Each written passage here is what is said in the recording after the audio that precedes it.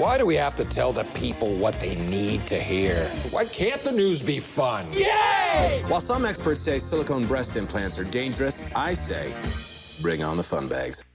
Obviously, the original Anchorman was hilarious, but it's had this longevity and this kind of cult following to it that I haven't seen a movie that's had that since probably Airplane, or you know those sort of really early '80s, '90s spoof movies. Yeah, Caddyshack was it? Yeah. Yeah.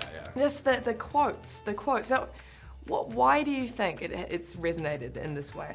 Well, it's funny you mentioned Airplane and Caddyshack because we were inspired by those movies. At the time we made Anchorman, most of the comedies were solo comic movies. So it was like Jim Carrey, and he's the funny guy in the movie. Adam Sandler, he's the funny guy in the movie. So Will and I were pretty specific about the fact we wanted to bring back the ensemble comedy, more like Stripes, where you had Bill Murray being funny, you had Ramis being funny, you had John Candy.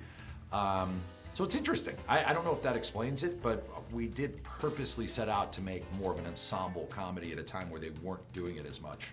Well, I feel like maybe all of the actors share a certain sort of, dry sense of humour or a certain sort of wild sense of humour. Would you say that's true? That they've all got one sort of thing in common that makes them work so well together? I think that's definitely true. I mean, certainly when we auditioned for the movie and were looking for the right people, we were pretty picky about it. And Paul Rudd was a guy who had read the script early on when every studio had said no to it, who had called me going like, I want to do this. So that's the greatest testament you can have. No one wants to make it, yet Paul Rudd says he loves it. So early on we knew he fit. Keckner's an old friend of mine who's always made me laugh, so we knew he was the right vibe. And Carell was someone I had kind of known in Chicago, but I just said ultimately with Steve, like, I've never seen him not be funny, and that's how we ended up casting him. And I think the fact that all of us have that improv background was the key. I mean, you had a sort of a lot of pressure this time around, just because the film has become such a success, the original has become such a success, and all these guys are just such big stars now. I mean, did you sort of feel a pressure, or was it really easy just going back into it? Well, the whole conceit of Anchorman is screw it. You know, the whole conceit is who cares about anything? Let's just make each other laugh and do this, idiotic jackassery. So you kind of can't. The only thing that would have upset me is if we had been on set and we all felt pressure. Then I would have been like, whoa, this isn't how it works. We have to not care at all. So no, first day of shooting, I mean, the only stuff that was tricky was some of the production stuff because the movie's so much bigger and epic this time around. So there was a lot of logistics to like the mechanical shark and the special effects in the Winnebago. So there was way more production work. But as far as the actual content and quality, the whole idea is to like make wrong decisions. So we were pretty free on that front. Can I get you to say with me, how bloody are ya? We can't quite understand you. Sorry, one more time. Your accent, it's rather thick. How's this? I'm Kench Allenby.